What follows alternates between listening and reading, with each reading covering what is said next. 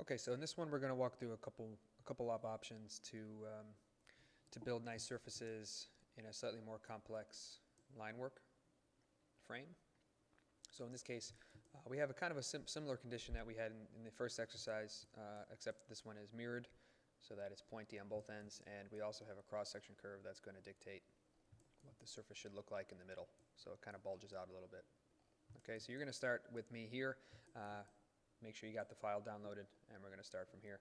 The other is of course, the reference file, which you'll be able to open up. And this will go into a little bit more detail. And our results may vary from this. Again, some of this work was done intentionally to show how rebuilding causes misalignments and how other kinds of surfacing methods will cause a different kind of surface transition over the seam, and then a way to fix that and produce a clean surface in the end. Okay, so going through this step by step is really good for your own reference. But let's walk through this quickly together, and we'll talk through a review. This is more or less a review on sweeping and network surfacing and a process to make sure that they fit your desired curvature, in the best way possible. So the first thing we'll try, I'm going to go to the construction layer over here in the file, in my layers, and keep that on. And because this cross-section curve is in the center, that doesn't mean that we can't use it to do a sweep. It just means that we may only get a sweep halfway through the overall, and that's not a problem. So I'm going to type in sweep 2. You can also find this command in the surface drop down, sweep 2 rails. I'll select this as my first rail, the top is my second, and then go right ahead and select the cross-section curve and click OK. And what we're seeing is a pretty good approximation of a surface result within the boundaries that we've given it. Of course, in this case, in order for that to really accurately fit the curves that we've given it as our boundaries, it needed to do this kind of uneven isocurve distribution. And this is something we talked about in exercise 1 in terms of that being maybe not desirable when it comes to panelization, which we'll talk about next, and also for drawings. So we've got a couple options. We can try to remodel it in a different way, or in this case we can just see what the rebuild command does for us, and maybe it'll help us out a little bit. So I'm going to just rebuild this surface to a lower UV count in the U and a slightly higher V count in that direction, as you can see there, and just click OK. And that gives me a much more evenly keeled surface. Now it's very likely that this surface is deviating a little bit from our original framework, and it's very subtle, but it's probably enough where if you had another surface aligning at that exact edge and you wanted to join them together, you may run into some problems. But in this case, it's very, very subtle, and it's probably not something we should worry too much about yet. In a case where surfaces don't align because of the rebuilding, you can generally do a match surface and fix that, depending on how far apart it is. The other thing we'll do is mirror this around off of here and complete the boat side. And what I want to do is, and because this is such a clean result, it's useful to take a look and make sure that we're not missing something. So let's take a look at how transitional this surface is to that one, meaning I shouldn't be able to tell, if this were a mirrored surface, I shouldn't be able to tell that there was a seam here. This should look continuous.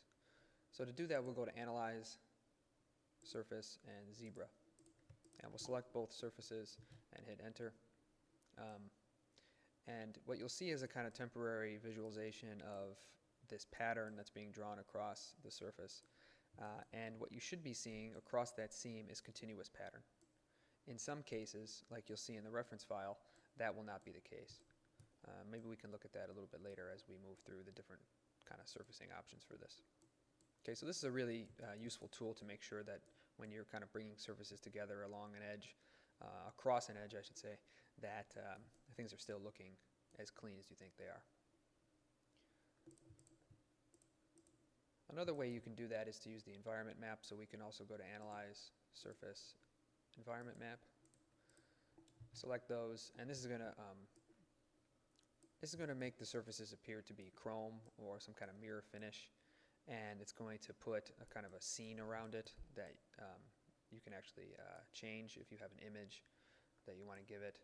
But it basically puts a big dome around the file that you can't see. It reflects a JPEG or a PNG off of that dome and back onto your surface. So this may be something like how the surface might look if it were built out of metal, or some kind of shiny metal, and it'll give you some idea for whether or not if that metal was, dented or seamed somehow, how it would reflect light. Okay. So a little bit of analysis tools there. Okay.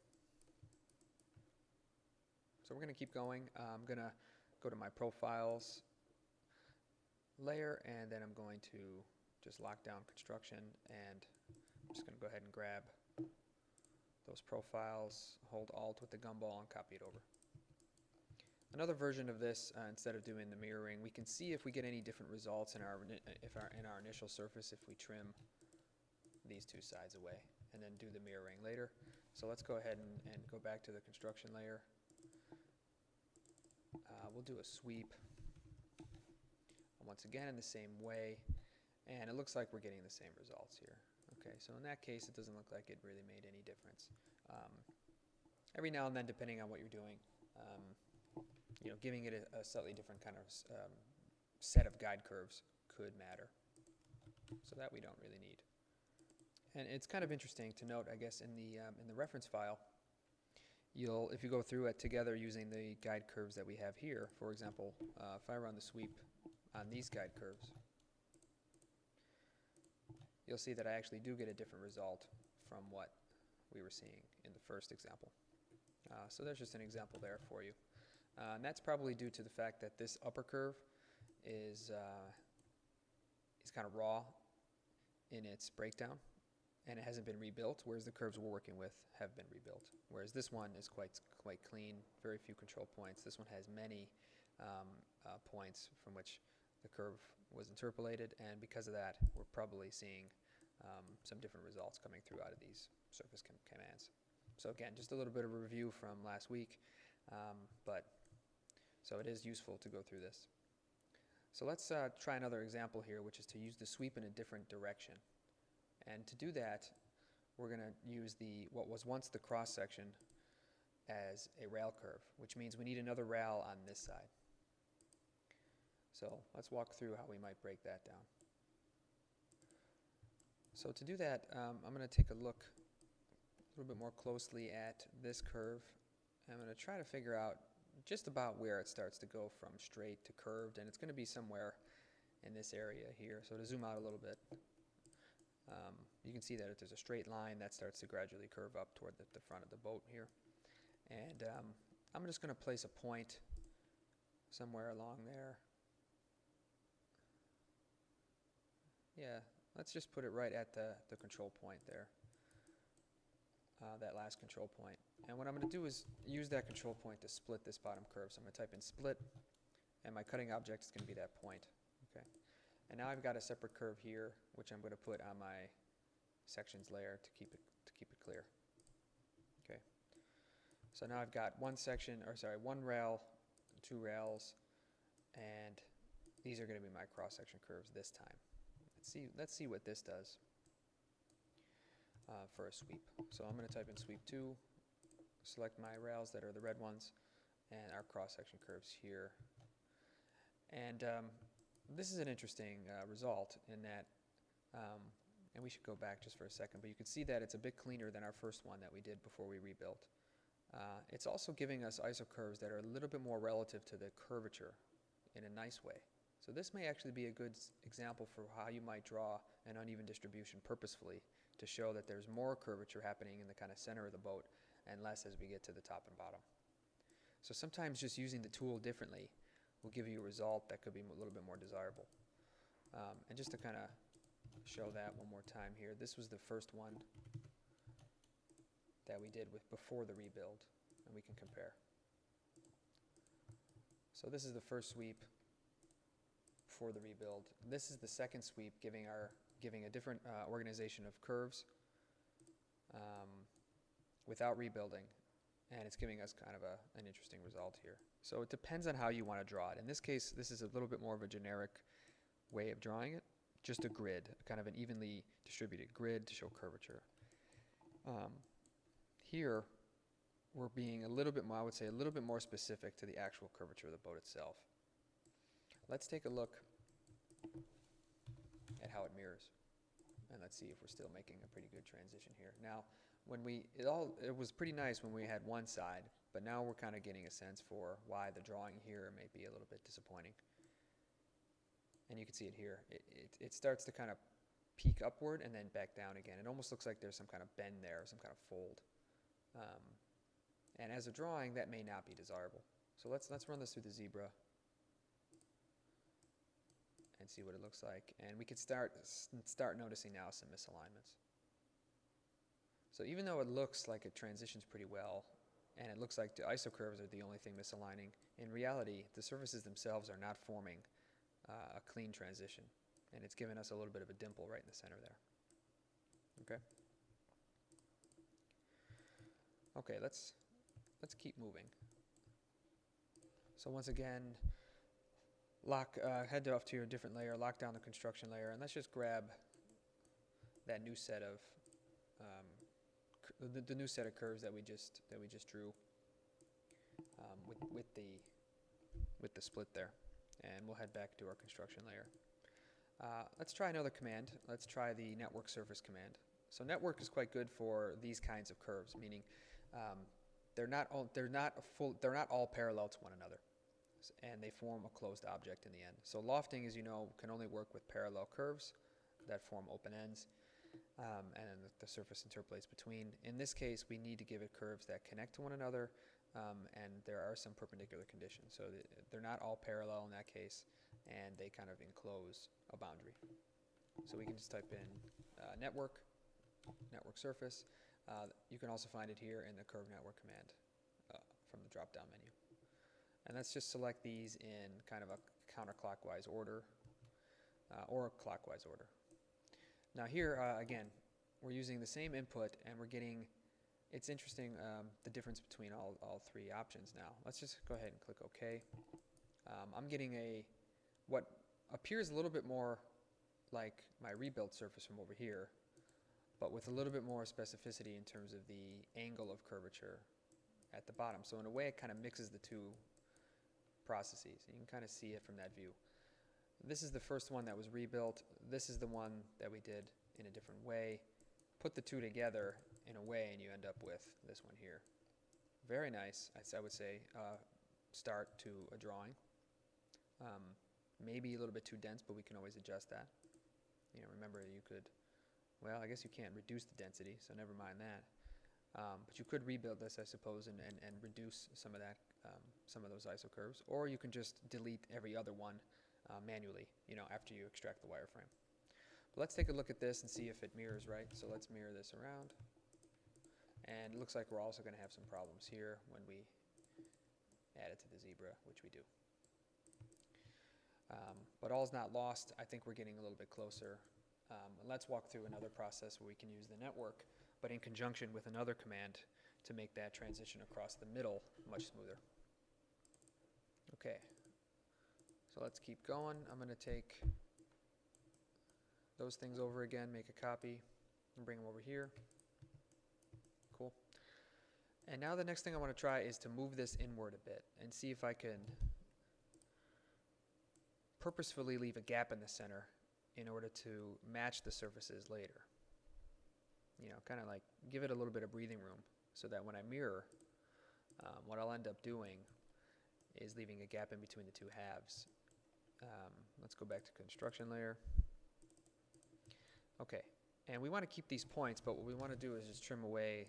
We don't need these anymore. Looks like I have a misalignment there. Of course.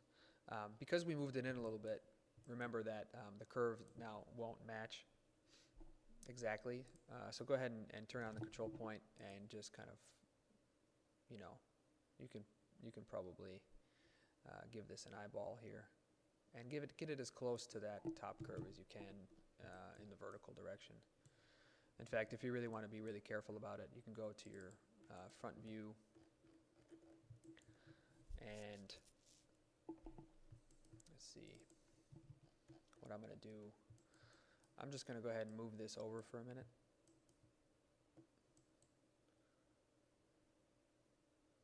So I can see it better in my front view. Okay. And then I'm going to zoom in a bit. And I'm going to just compare this real quick. Okay. And now I want to make sure that this thing, finds an apparent intersection by holding Shift directly down in the vertical direction. And it looks like now we have an intersection, which I can test with the intersect command. And it looks like it's still kind of missing a little bit. So what I'll do now is just move this, holding Shift, back over in that direction to find that intersection. And what I should be seeing is a directly vertical curve that now matches, now touches the top profile. Okay. That might be a little bit of a finicky process. Just kind of let us know if you get tripped up there. In the end, really what we need is just a curve that touches the top, and if it's a little bit off, it won't be the end of the world. So here's where I'm at now, and I'm going to do my network surface command here in the same way as before, but with a slightly smaller surface, like such. And then I'm going to mirror this around from this point that was our original center, like this. Okay. And then we're going to try two commands here.